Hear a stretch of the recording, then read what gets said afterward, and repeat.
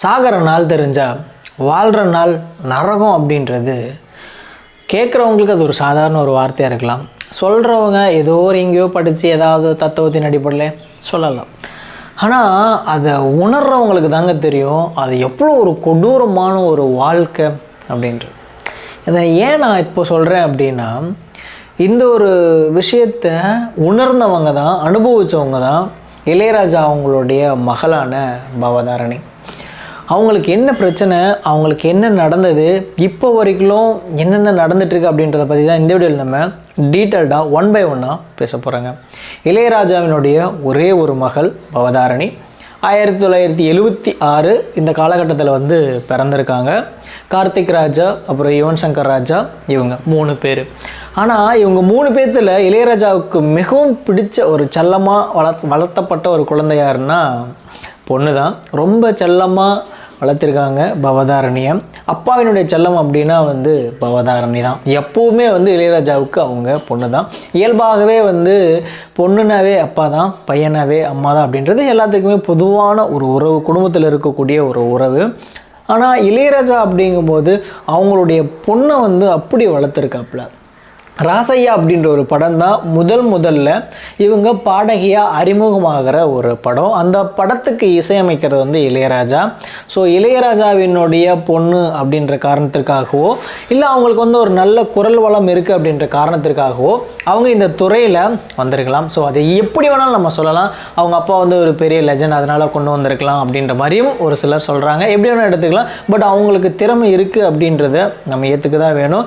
அந்த ராசையா அப்படின்ற படத்தில் மஸ்தானா அப்படின்றது தான் அவங்களுடைய ஒரு பாடல், முதல் பாடல். அந்த பாட்டு அப்படின்றது ஒரு குத்துப்பாட்டு மாதிரி. ஸோ அந்த பாட்டுன்றது தமிழ்நாட்டில் பரவலாக ரொம்ப ஹிட்டான ஒரு பாட்டு. அப்போது இருந்து தான் பவதாரணி அவங்களுடைய இசைப்பயணம் தொடங்குது. அதன் பிறகு பார்த்தீங்க அப்படின்னா என்ன சொல்கிறதுங்க, அதாவது காதலுக்கு மரியாதையில் வரக்கூடிய என்னை தாலாட்ட வருவாளா அந்த பாடலாகட்டும், அதற்கு முன்னாடியே அழகி அப்படின்ற படத்தில் ஒளியிலே அப்படின்ற வார்த்தை, அந்த ஒரு பாட்டு யாராலையுமே மறக்க முடியாது. குறிப்பாக 90s கிட்லாம் அவங்களுடைய லவ் ஆந்தம்னே சொல்லுவாங்க. இந்த கள்ளிச்செடியில் பேர் எழுது அழகி அந்த படம் அப்படின்றது மிகப்பெரிய ஒரு காதல் படம். ஸோ அந்த படத்தில் அந்த ஒரு பாட்டு அப்படின்றது இப்போ வரைக்குமே பயங்கரமான ஒரு எல்லாரும் மனசுலேயும் நிற்கக்கூடிய ஒரு பாட்டு. அந்த குரலுக்கு சொந்தக்காரங்க பவதாரணி அவங்க. அது மட்டும் இல்லாமல் பாரதி, அதான் பாரதியினுடைய வாழ்க்கை வரலாற்று படத்தில் மயில் போல பொண்ணு ஒன்று, அந்த பாட்டை கேட்கும் போதே நமக்கு அப்படியே நம்ம மனசு லேசாயிருங்க. அது மாதிரி ஒரு குரல். அந்த பாட்டை பாடினவங்க பவதாரணி அவங்க தான். ஸோ அந்த பாட்டுக்காக அவங்களுக்கு தேசிய விருதும் கூட கிடச்சிருக்கு. ஸோ 2005 கொல்லூர் மூகாம்பி அந்த கோயிலில் தான் இளையராஜா அவர்கள் அவங்களுடைய பொண்ணுக்கு திருமணமும் செஞ்சு வச்சுருக்காங்க. 2005 சபரேஷன் ஏதோ சம்திங் அவங்களுடைய ஹஸ்பண்ட் பேர். இப்போ வரைக்குமே குடும்பத்தில் எந்த ஒரு பிரச்சனையுமே இல்லாமல் சுமூகமாக வாழ்க்கை போயிட்டு இருந்திருக்கு.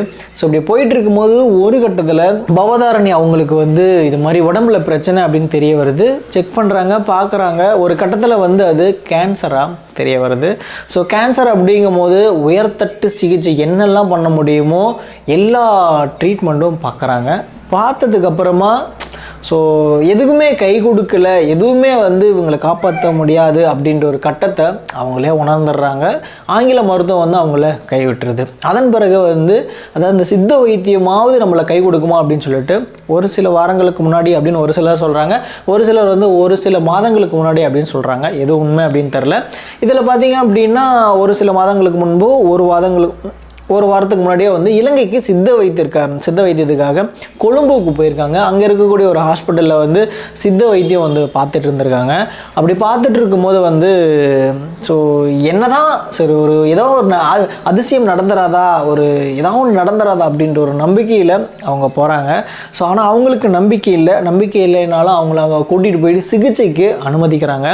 ஸோ அனுமதிக்கும் போது வைத்தியம் ஒரு பக்கம் பார்த்துட்டு இருந்தாலும் கூட புற்றுநோய், அதாவது சிறுநீரக புற்றுநோய்னு சொல்கிறாங்க. ஸோ அதுவும் ஒரு பக்கம் ரொம்ப கடுமையாகுது, சிவியர் ஆகுது, முத்தி போகுது. அதே நேரத்தில் அவங்களுக்கு மாரடைப்பும் ஏற்படுது. மாரடைப்பு ஏற்பட்டு அவங்களுடைய 47வது வயசில் இறந்து போகிறாங்க. இதோட ஒரு கொடூரமான ஒரு விஷயம் என்னென்னா, இலங்கையில் அவங்க இறந்து போகிறாங்க. அதே நேரத்தில் இலங்கையில் ஒரு கான்சர்ட்டுக்காக இளையராஜா அங்கே போகிறாரு. அப்படி போகும்போது இந்த ஒரு செய்தி அவருடைய காதுக்கு போகுது. அவர் அலறி அடித்து ஓடி வராரு அவருடைய மகளை பார்க்க அந்த ஹாஸ்பிட்டலுக்கு. அந்த வீடியோ கிளிப்பை பார்க்கும்போது நமக்கே வந்து மனசு பதறுது. இதில் இன்னொரு விஷயம் என்னென்னு பார்த்தீங்க அப்படின்னா, கோட் பட ஷூட்டிங்கில் யுவன் சங்கர் ராஜா இருக்கார். யுவன் சங்கர் ராஜாவுக்கு அந்த செய்தி போகுது. இப்போ பார்த்தீங்க அப்படின்னா கோட் படத்தினுடைய ஷூட்டிங்கே வந்து வெங்கட் பிரபு கேன்சல் பண்ணி விட்டார். அடுத்தபடியாக வந்து கோட் படத்தோட ஷூட்டிங்கே இலங்கையில் தான் பண்ண போகிறதா இருந்திருக்கு. அந்த ஷெட்யூல் அப்படியே கேன்சல் பண்ணியிருக்காங்க. ஏன்னா இளையராஜா, அப்புறம் யுவன் சங்கர் ராஜா, வெங்கட் பிரபு இவங்களுடைய கூட்டணி அப்படின்றது மிகப்பெரிய ஒரு கூட்டணி. அது மட்டும் இல்லாமல் வெங்கட் பிரபுக்கும் பவதாரணி அவங்களுக்கும் நெருக்கமும் ஒன்று உண்டு. என்னென்னு பார்க்கும்போது வெங்கட் பிரபுவோடைய மாநாடு படம் மெகரசையில் அந்த பாட்டை பாடினதும் வந்து அதில் ஒரு சில பாடல்களில் வந்து இவங்களும் பாடியிருக்காங்க, பவதாரணி அவங்களும் வந்து பாடியிருக்காங்க. அந்த வகையில் வந்து அந்த கோட் டீமே வந்து ரொம்ப நொறுங்கி போயிருக்காங்க அப்படின்னு தான் சொல்லணும். அதுக்காகவே வந்து அந்த படத்தினுடைய ஷூட்டிங்கே வந்து தற்காலிகமாக வந்து கேன்சல் பண்ணி வச்சுருக்காரம்மா வெங்கட் பிரபு. ஸோ இது மாதிரி எல்லா இடத்துலையுமே வந்து அவங்களுடைய மறைவுன்றது மிகப்பெரிய ஒரு சோகத்தையும் ஒரு பாதிப்பையும் ஏற்படுத்தியிருக்கு அப்படின்னு தாங்க சொல்லணும். இன்றைக்கி பார்த்திங்க அப்படின்னா இளையராஜாவுடைய சொந்த ஊரான தேனியில் அவங்களுடைய உடலை நல்லடக்கம் பண்ண போகிறாங்க.